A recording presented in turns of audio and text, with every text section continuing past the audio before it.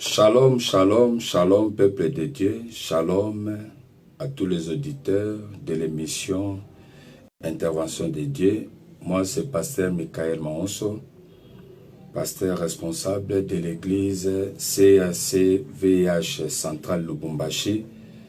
Nous sommes sur Lakipopo, croisement Lopungu, non loin de l'école belge numéro 1102. Que l'Éternel vous bénisse au nom puissant de Jésus-Christ. La CACVH fait partie de la plateforme IMEC, c'est-à-dire Union mondiale des églises chrétiennes. Notre devise est la sainte doctrine et notre slogan est les choses de Dieu ont leur modèle. C'est pour dire que s'il faut faire quelque chose dans la parole de Dieu, il faut se référer au modèle. Et quel modèle? Le modèle des apôtres et des prophètes. Merci encore de plus. Comprenez mon émotion. Je suis dans notre studio de la radio Impact à Lubumbashi, la fréquence 98.5. Malheureusement, nous avons une coupure et vous comprenez que nous sommes en Afrique. Qu'est-ce que nous pouvons faire? Heureusement que je me suis quand même procuré des matériels qui pouvaient nous permettre quand même, malgré tout ça, que nous puissions être en direct pour vous servir. C'est pour cela, nous disons toujours que l'œuvre de Dieu, on le fait gratuitement, mais l'évangélisation nous coûte vraiment de l'argent et il nous faut des moyens. Si vous pouvez nous soutenir, ça va nous arranger. Et nous sommes déjà aujourd'hui, je pense que c'est le 24. Il faut déjà payer pour le mois de mai. On avait fait un effort pour payer le mois d'avril. Si vous pouvez nous aider, appelez-nous au 089 85 54 333. 089 85 54 333 ou soit le 082 12 399 12. 082 12 399 12. Si vous êtes à l'étranger, vous voulez nous envoyer de l'argent par Equity Bank, appelez-nous et on va vous donner nos coordonnées. Que Dieu vous bénisse. Tozolo bela musalo tobandaki, tozo kene déjà presque la fin. Tozolo bela sur la délivrance de la malédiction matérielle et financière. Et on avait dit eza malédiction oyo ezo simba kaka neteni ya côté tali biloka mukili et côté tali mbongo. Et on a tiré ça où? On a tiré ça chez Caïn. Genèse chapitre 4 verset 10 à 17. Caïn azoboma ndekone Abel et Nzamba zoya azotune ndekone aza wapi? Caïn azongisi réponse à mabe panzam. Alors bochenga sentinelle na ye. Quelle insolence! Et puis il va plus loin pour dire encore et puis place à Zate. Tandis que il a menti, mais il savait qu'il y a ça bomier.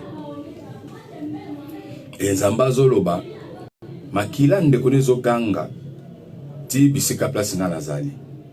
C'est kala koyeba que tu maintenant, c'est le présent qui continue. Maintenant tu seras maudit. Pourquoi? Parce que ma belle, oyambi, makila ndekone que personne souffrir dans côté. Maintenant tu seras maudit. Malédiction est au côté. Tu seras maudit en quoi? Ma belle pesa yo bénédiction en côté. Ma belle otozoniat. Ezaka na bénédiction nango pe ma belle reconnaîtra ka makola motunyo so partout ozokoma et yebi fo pesa yo te pesote. Dozomo na Bible zoloba. Tout lieu foulera votre pied et pesa melayo. Mais et pesa melo comment? Bazu va déterminer ce qu'on a verset 4. Peut-être au ya kango ozwa kondire partout au côté. Bon ba partout au comment et pesa melayo. Banda kumso foutela et pesa melayo te. Et même toujours quelque chèque.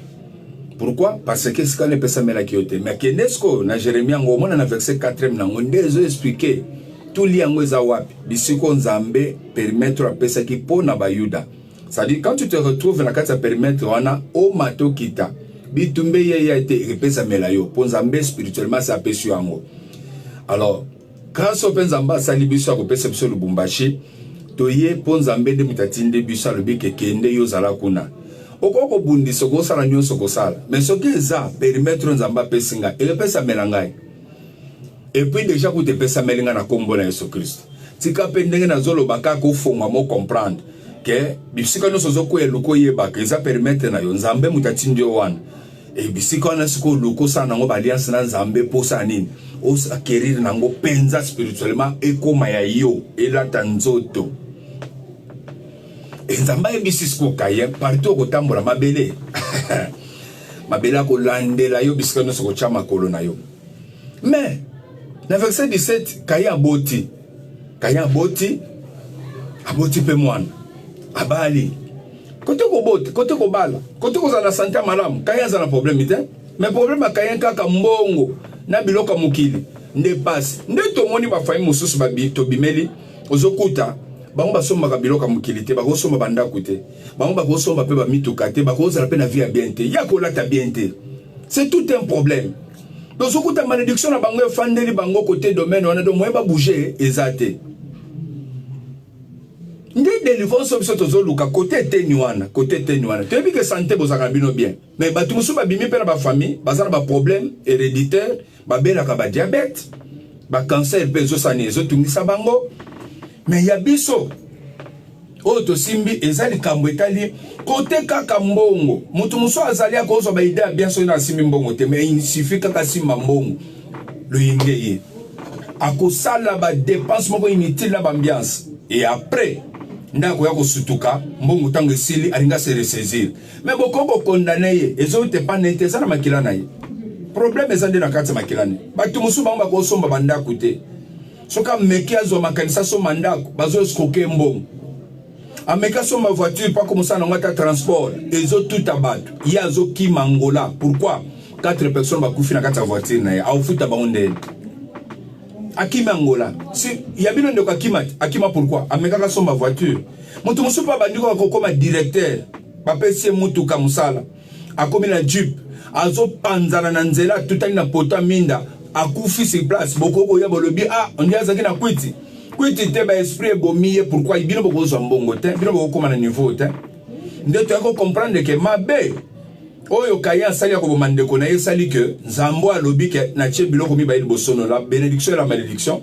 La bénédiction quand tu obéis à la voix de l'Éternel, la malédiction quand tu n'obéis pas à la voix de l'Éternel. Lokola kaya to sakite nde malédiction ça ni elandi lokola adana fp ba to sakite malédiction la ndaba ngo ba souffrir nde kaya pa yazu même problème. Biso pe to bimena ba famille ba to sate ba tambola ne lobanzambe te ba nanda makamba Yesu te malédiction na bango héréditaire la ndi biso to bimena ba famille ba pasi ba famille ba zalaka ka ba domestique ba zalaka ba boy ba zalaka ba tuatina te boko condamner bango boko seka bango mais ça musisa na bango nde condamner bango a partir musisa na bango makambo ba kozala ba sala ba simba ba kisi ba teka bango ndo sokuta ba bimena ba condition. Et après, tu as ce qu'on appelle les causes de la malédiction. La cause de la malédiction est tellement belle. Et on avait commencé par les prémices. Quand on a coupé ça, on a dit la malédiction. Ça t'a inspiré Moukili. Ce qui moi, azu salaire na libosa ki opesa papa kulutu o papa mbola ki opesa kingani apesi chef musala apesa ke musala tout consort apesi mama na bango pa bokola bango papa kufaka kala. Nzambe atalisi keze loko mutako ko salate nde péché nde malédiction zolanda na muto allié na yo muto pesi malédiction zolanda bin te yoko lobela o etala nini offrande volontaire c'est volontaire tango yo décider zo bimsa na poche uti na onda po ya ko pesa mais tango zo koma na panier nzamba zo juger ndenga pesa kiyo pena ndenge ozanango ozana nini apesa kiyo nini pozana nini po yo ko pesa nini nde nzamba zo juger place to zo bima ba voleur que bazala biloko malam mais bazo pesanga biloko ya mabe et c'est ça le problème nazo pesa batilo so bazo landanga siko mbote nazo pesa mwana nga Chirac mbote place azali nazo pesa pe mon prophète héritier mbote place azali kola pambolo mingi na lingako mingi musala kitoko merci beaucoup. Donc ozokuta ke volontaire eza po yo ye nango mais tango komi Dieu juge apesa ke oni pozana ni et dès que on commence une étape to le bela dîme. On a commencé avec la dîme pour la koloba. Église les autres sa dîme par reconnaissance. Qui a commencé ça? Notre Père de la foi a reconnu un Dieu andimeli a déplacé tia sali mouvement nyonso croyance wana kaka kondima wana abimi tata liboso akondima et sali ke biso nyonso lelo toye pe tozondimela ndenge ye toyebi yesu yango te tomona ye te tozalaka mpe na ye te mais esengo na bato bandimi bamoni te tondimi mpe lokola Abraham c'est que tokangami na Abraham ndenge moko et lokola Abraham apesaki dîme de tout apesi dîme par rapport à quoi abundi guerre a gagné bitin ya kobotola baennemi ne biloko tanga zoya nde Melchisedek nzamba misalisi exercice akolata nzoto po ya kutana na Abraham po asala nini azwa dîme pa Abraham po apambola Abraham azaki na bapromese akozala motu monene akobota akosala boye tous ces promesses là ndenge mpe Joseph azwaki promesse na ye ya kozala motu monene na famille azolota boye yo mpo ozwaka bapromese na yo mpo olotaka yo mpe bapesako baprophétie nyonso wana eza bapromese oyo Nzambe abongisa na kati ya etwala motu et par rapport à ces promesses là po epambolamaka po esactivaka tiekende kose réaliser Melchisedek alata nzoto abimeli Abraham po aretirer dîme pour pambola la promesse à Abraham. C'est pour dire quoi? Quand on paye la dîme, on active nos promesses à nous. Il faut prêcher ça à l'église, pasteur héritier. Quand on paye la dîme, tout ça pour activer ma promesse na biso. Ce qu'on a payé dîme, tu te bloques. Bah, au fond des acquis belé, mais Melchisedek a bimi kaka zoabo et zalaki dîme et pas mnan, tata akondima. Et on dit Abraham donne la dîme de tout. C'est-à-dire quoi? Le tout. Nyonso azwaki ezala or, ezala diamant, ezala bambongo, ezala ba cheval, ezala ba nyama. Alongoli moko na zomi nango nde apesi Nzambe. C'est pour dire quoi? La dîme de tout, nasalaka quelque part. Bafuta nga $100. Je donne les $10 comme 10%. Bakabeli nga 100 000 francs, je donne aussi 10 000 francs. Alimentation nanga ezu bénéfice nango ya $100, je donne encore $10. Quoi? Boulangerie nanga, ezu bénéfice nango ya $100, je donne aussi $10. C'est-à-dire, na tous mes revenus, nazo longolaka $10 ya kopesa Nzambe. Abraham donna la dîme comme reconnaissance. C'est-à-dire, l'église aujourd'hui, ndenge tondimeli ndenge pa Abraham andimela, Abraham appelle sa dîme de tout, bisope tozo appelle sa dîme de tout. Église lelo, ezolia sainte seine, pour Abraham, Melchisedek a memela qui est lipa na vino. Donc, Père Abraham paye à célébrer sainte seine.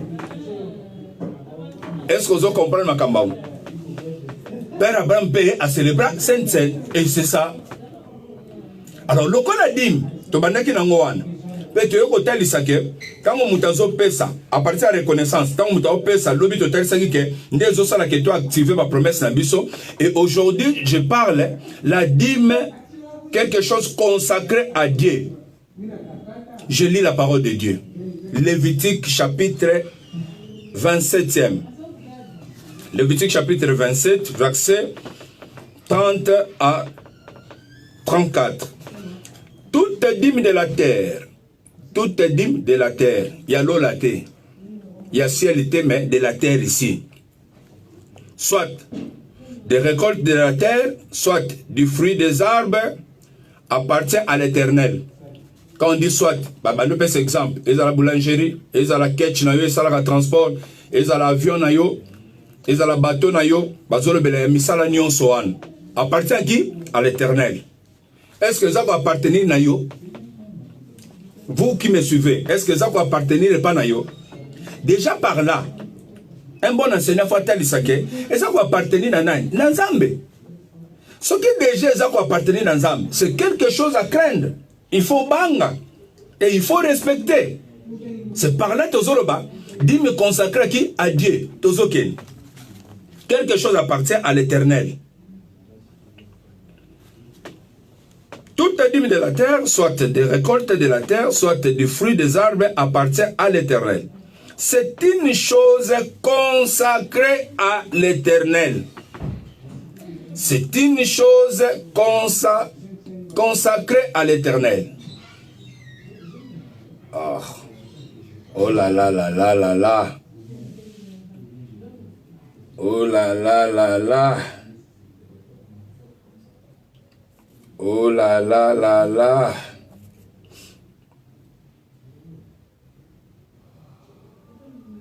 Oh là là là là.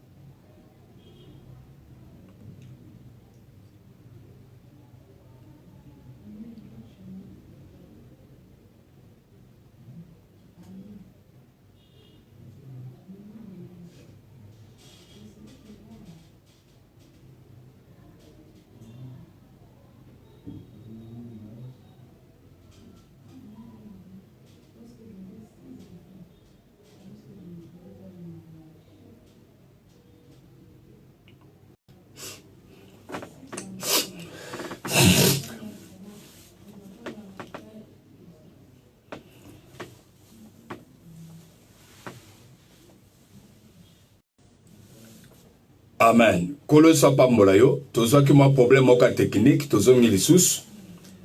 Zambe a zala na biso longo, tozala toujours na bisiko tozalaki.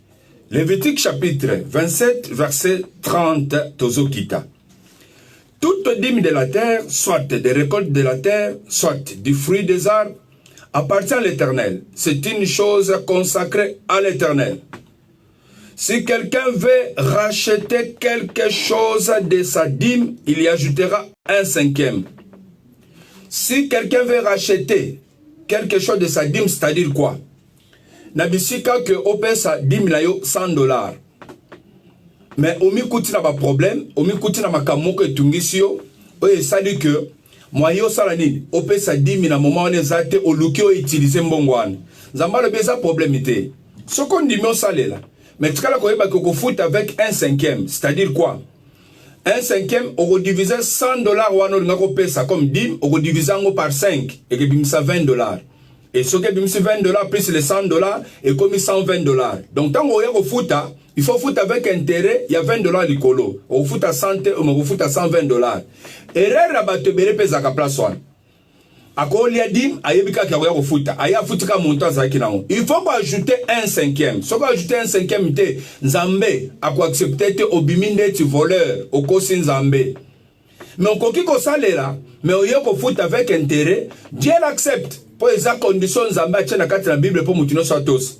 Mais ce que tozolo bela dim quelque chose consacré à Dieu, tozolo nga total sanan premièrement. La consécration, c'est quoi? Quelque chose qui est consacré à Dieu. Comme ça appartient à l'Éternel, c'est-à-dire, il faut ça respecter. Il y a la démarche. Il y a aucun trouver que tu comprendre ce que l'on a consacré à Dieu. Niveau ils ont une importance.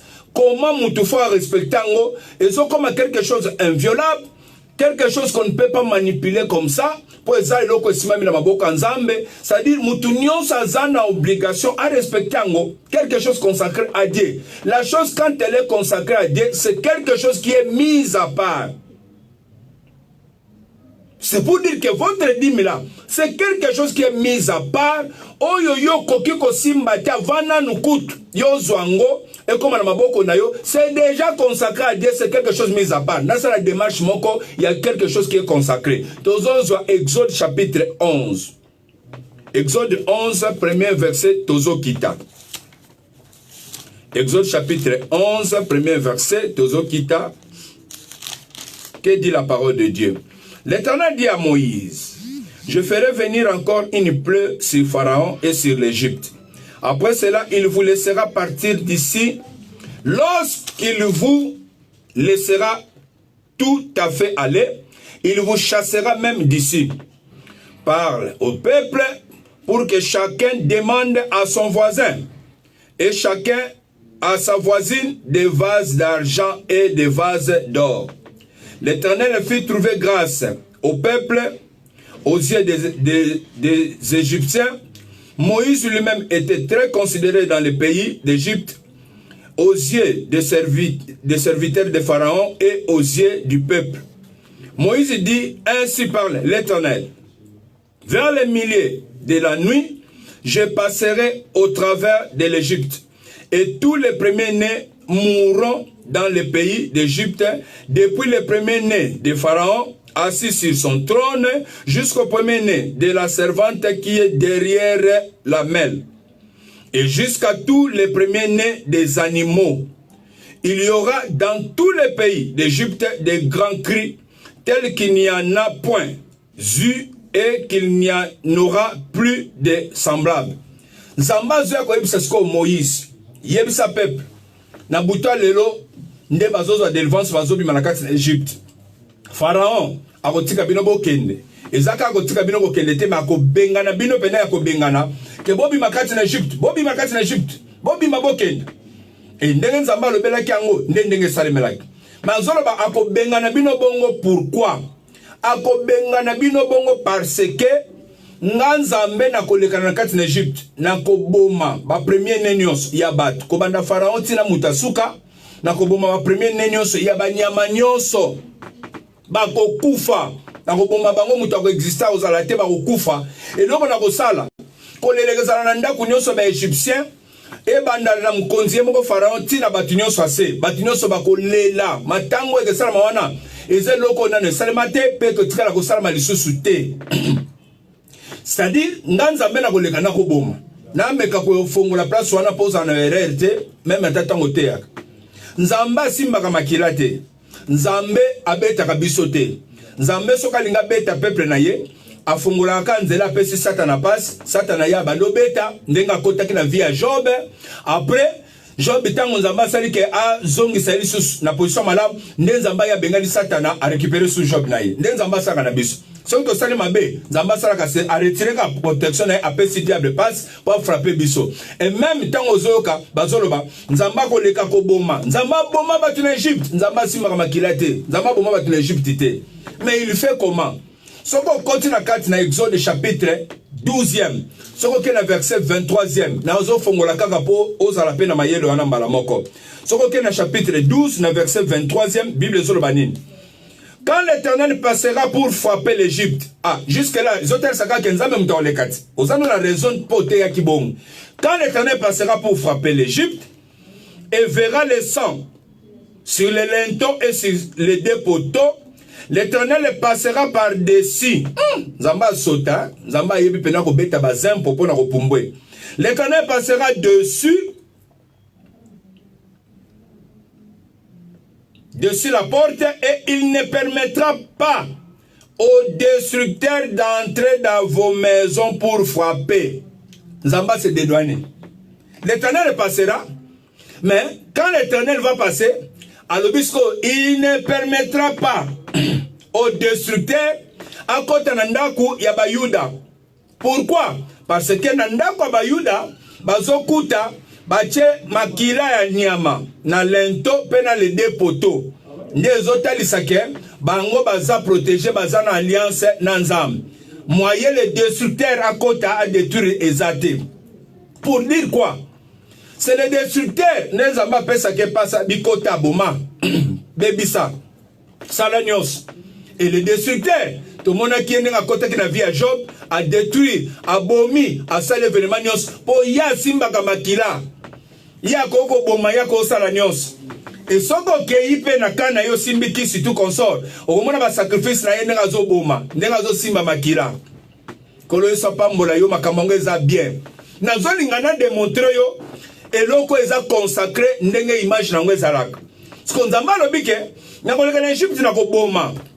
Na koboma wa premier nenyos ezala ya batu ezala banyama mutu moko ko exister azate tozo kende sikoyi awa nzamba saini aye pa bomi na kati na Egypte tanga bomi na kati na Egypte lo belango bongo po ezala ka clair abomi na kati na Egypte metebike nzambe te mutabomaki a permetaka na destructeur o akotaki pa via Job abomaki bana po akota na kati na Egypte aboma boma ndenge po mone abomaki wana siko tozo kende na chapitre nango 13 ya Exode chapitre 13 premier verset après te sauter, toqué na 11 na 13.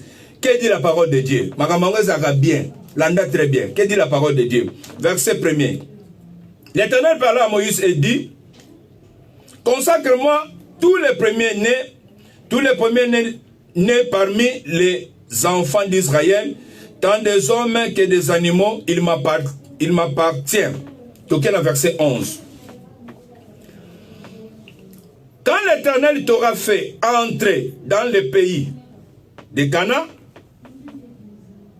comme il a juré à toi et à tes pères, et qu'il te l'aura donné, tu consacreras à l'Éternel tout premier-né, même tout premier-né des animaux que tu auras, les mâles appartiennent à l'Éternel. Tu rachèteras avec un agneau tout premier-né de l'âne. Et si tu ne le rachètes pas, tu lui briseras la nuque. Tu rachèteras aussi tout premier-né de l'homme parmi tes fils. Zamba zuesko zoebisa Moïse, yebisa Aaron. Quand bozo kota na Canaan, bokomi na sika na pesibino ya promesse. Et loka liboso bo rapidité. Ya kosala nini? Ya koluka ko consacrer bana nyonso ya liboso na banyama nyonso liboso. Mais nzamba zo banga nini? Oyazo wali sakaka boy. Eh, Moïse, nous consacrer bango. Quand on dit consacrer, consécration, c'est la dédicace. C'est dédier quelque chose à une divinité. C'est dédier quelque chose qu'au bon zangwe pananzam. Ils ont dédié quelque chose pourquoi? Dieu insiste pas consacrer en haut. Pas consacrer en haut. Pourquoi? Dieu insiste pas consacrer Aaron. Pourquoi? Pour la personne alata, caractère moko sacré. Caractère sacré, caractère moko spirituel, oyo mutakoyoko sakana nangote. Ils ont comme inviolable. Intouchable. Pourquoi manipuler ngoko mate? Parce que ça a un caractère moko spirituel. Ndakisa. Moi qui vous parle. Ça a un caractère moko spirituel. Ni, je suis sacré, je suis l'homme de Dieu. L'église, ça a un caractère moko spirituel. C'est le lieu. Il y a un zambe pour nous sambela. Alors nous avons un là. Pour consacrer nga bango. Aaron, Moïse. Consacrer nga Aaron. Consacrer nga bano nyosa liboso. Na banyama. Na banyama. Consacrer nga bango. Pourquoi Nzamba zowe là? Consacrer nga bango. Et à quel plus loin? Alors, ce qui va consacrer bango te, il faut que bouka kingo akufa. Nyamawana faut que bouka kingo akufa. Oh, ça dit ce qui va consacrer bango te, automatiquement, liwa ndezolanda bango. Liwa ngo utuwa. Liwa oyo, ekotelaki ba Égyptien, nakati na mboka na bango Égypte. Ndenge bakufelaki. Bana liboso, automatiquement, il y avait un hôtel dressé, il y a sacrifice du sang. Les deux choses comprennent très bien. Il y avait un hôtel dressé, il y a sacrifice du sang. Le coup de sacrifice du sang, c'est Salemaki. Et c'est le destructeur qui était devant pour détruire tout consort. Automatiquement, le coup de Nzamba Sabomaki Bongo, hôtel où on s'est éliminé, il faut makila continue kosopana. Esenga katangu nyonso bana liboso bakufaka. Babebaka tout consort. Alors pour éviter tout ça, Nzamba zowelela ba consacrer bango. Pourquoi? Parce que le destructeur akobanda koyako kozwaka makila na tangu nyonso convenable. Na tangu nyonso convenable le destructeur osani akobanda koyako kozwaka makila. Oh, pour le destructeur ya kozwa makila, loko ezalaki démarche ya Nzambe moya matana lola boma ba ange ezate po ba ange bakufaka te yoka makambo loko ba ange bakufaka te il faut le destructeur aya kozwa na intérêt Nzambe zani na peuple de Dieu wapi oyo baboti problème na Égypte babomisi bana liboso kuna na banyama liboso il faut le destructeur banoyaka kozwaka na kati ya bana liboso wana ya peuple de Dieu. Maintenant, Nzambe connaissant tout ça pour Aza sage, Aza très intelligent, Nzambe yemoka zosani, Azo welisa, bon consacré bango, ba comme mise à part, ba comme isolé, ba comme inviolable, ba comme intouchable, pour le destructeur ya kozwaka bango te. Quelque chose qui est consacré. Et comme quelque chose mis à part, moyen ba ya kosala ba touchango ezate, même biso bazola nanga sikoya baleki na musu bazola nanga bayebi ba vite okolela okoko za la consacrer avant botama Nzamba sa bonso za la mutu na Nzamba mais okoli otamboli na vinyo sa loyenge neti ba Moïse obomi pe bato osali nyoso koko sala nde Moïse asalaki mais soki tana yo koki po sala Nzamba lokolo za déjà consacré déjà pas Nzamba ko benga yo pe akotio na kati ya musala. Pourquoi? Pour zalaka déjà mise à part. Satan na kosalo rien. Satan na meka même moment Moïse azana no bébé. Abo mabana nyoso mike. Mais Moïse a échappé toujours. Pourquoi? Il était mis à part. Azaki la mission ko délivrer Israël. C'est quelque chose qui est mis à part. Moyen au violent mo ezate. Nde politique Nzamba zolani. Que le cas de destructeur bandoya kozwaka makila à chaque moment, na chaque temps sont convenable. Pour le kone kota te, et ça le matin, il faut na comme sabato liboso, na banyama liboso pe mise à part. Oh, mouto ya keko boma na Égypte, après ce ordre, c'est lui-même Dieu.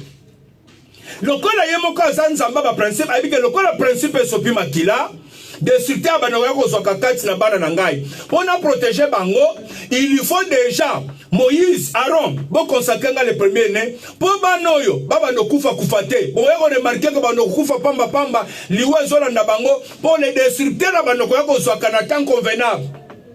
Maintenant, le kona nga mutina yebi makamu spirituel ndenge tambolaka, ndenzamba zoya kotali sawa zolo ba très bien. Bon consacrer nga bango. Et puis bon racheter bango. Ce qui bon consacrer bango te, il faut qu'on rachète. Nde par là, na zoya pona lo banasuka likama ko racheter, na sili sana no likama consécration. Donc qu'est-ce qu'on a versé mon kasuka? Nombre chapitre 3. Je m'excuse. Nombre chapitre 3e. Nombre chapitre 3e, verset 11 à 13. Que dit la parole de Dieu? Nombre chapitre 3, verset 11 à 13. L'Éternel parla à Moïse et dit, voici j'ai pris les Lévites du milieu des enfants d'Israël à la place de tous les premiers-nés. Des premiers-nés des enfants d'Israël, et les Lévites m'appartiendront. Car tout premier-né m'appartient, et les Lévites aussi m'appartiennent. Le jour où j'ai frappé tous les premiers-nés dans le pays d'Égypte, je me suis consacré tous les premiers-nés en Israël, tant des hommes que des animaux, ils m'appartiendront, je suis l'Éternel. Yoka sagesse. Le jour où j'ai frappé tout premier-né dans l'Égypte,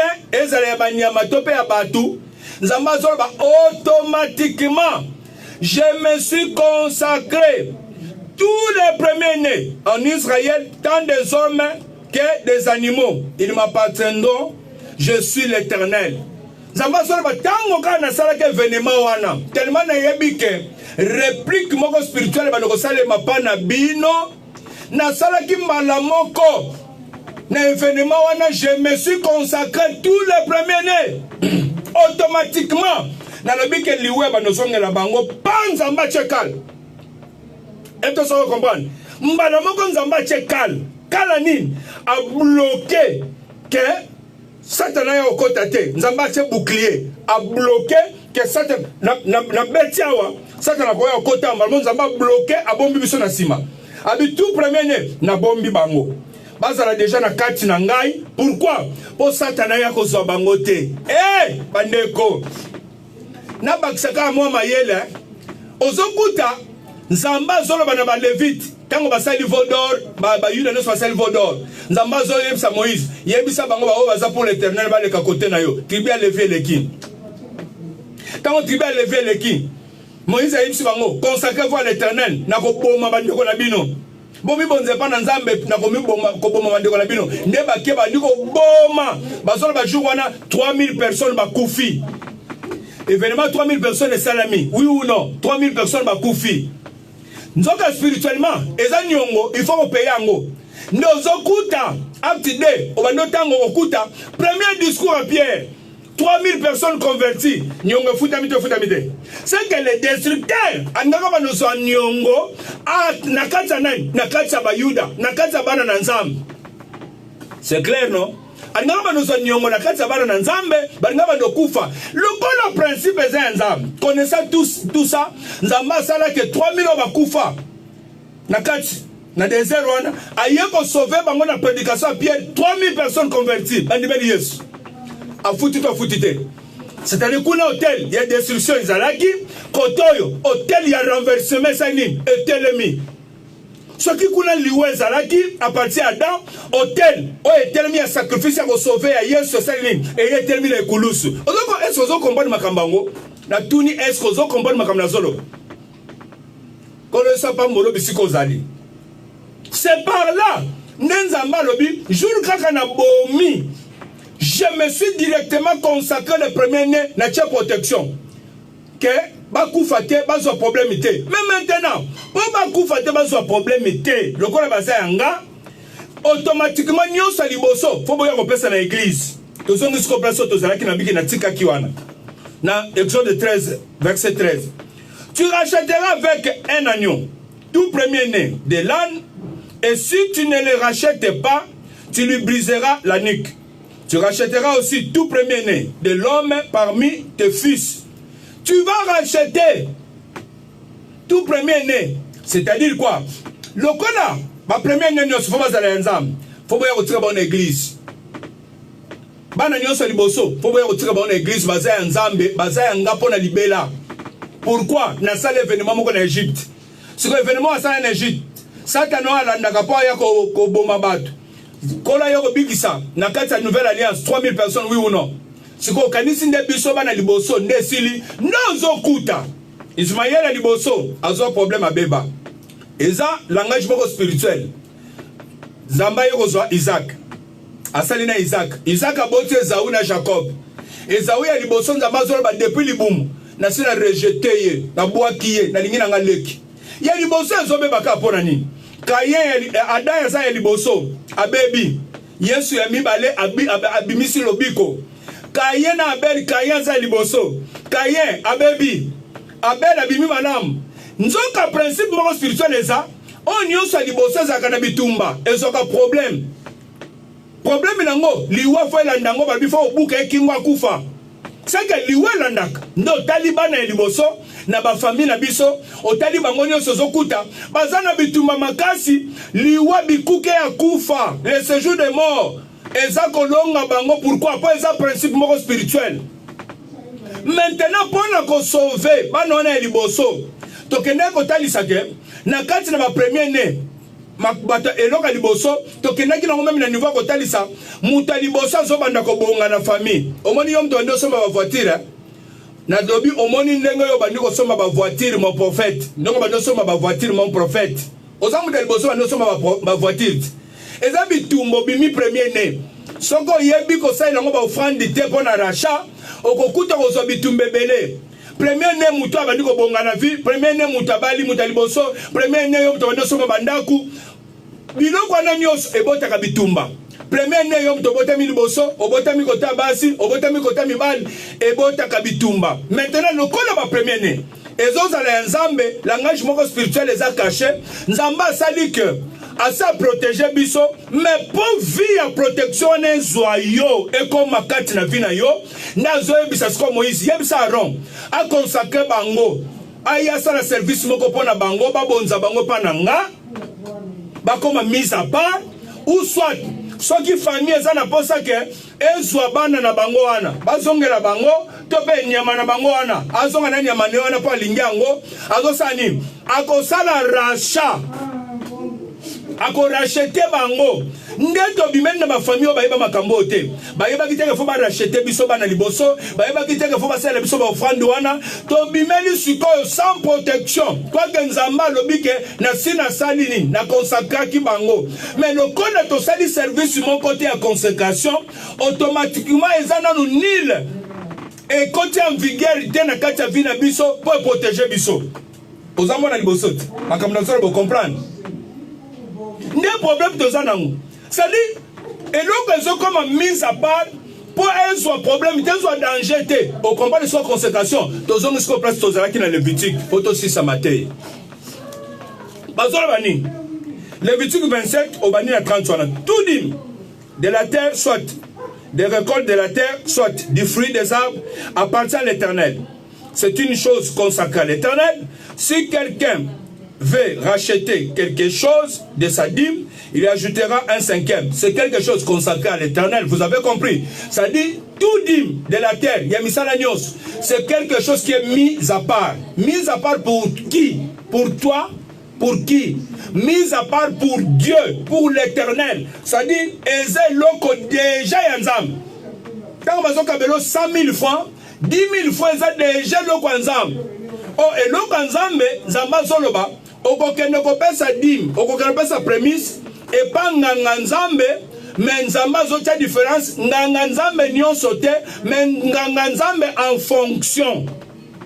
Oya zang souverain sacrificateur na minute on ndo kopesa ye offrande wana ya dim ya ba prémisse tout consort. Qui est souverain sacrificateur? Qui est nganga nzambe en fonction? C'est votre pasteur de l'église. Oya pasteur na bino wana ndo oya kopesa pa na ye parce que c'est quelque chose de consacré à Dieu. Bilongo consacré à Dieu, ndamba zongo sko balusango pa Aaron. voici ce qui t'appartient. Na pesio 10 000 na bango, na pesio ba prémisse na bango, na pesio ba action de grâce, na pesio ba offrande tel, nyonso na pesio pa na yo Aaron. Pourquoi? C'est le droit d'onction onga na pesio. Nebisika malédiction, le non-respect des droits de Dieu, malédiction continue na ba vie na biso. Pourquoi? Parce que vous avez mangé quelque chose consacré à Dieu, quelque chose mis à part. Et celui qui a mangé dimanche, tu as la réparation. Encore réparer même aux amusiko bengi biso tosola.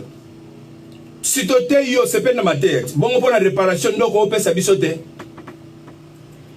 Et na kata réparation, il faut qu'on répare pour banana nzambe malam. Oso réparer na loko yo yebi bazolo basoko so liaki. Okosani. On peut ajouter 1/5. C'est-à-dire, le Canadien qui dit, mais il y a $100, $100 divisé par 5, ça dit 20. Je vais payer $120. Nenzamba limbisio po yebi monto liaki. Mais ce qu'on yebi sous monto liaki te, comment tu peux réparer? Ozo solo la nganganzamba zoke ne ko estimer. Ko pesa yo monta yo ko futa par rapport ya vina yo o yo za nango sikoi.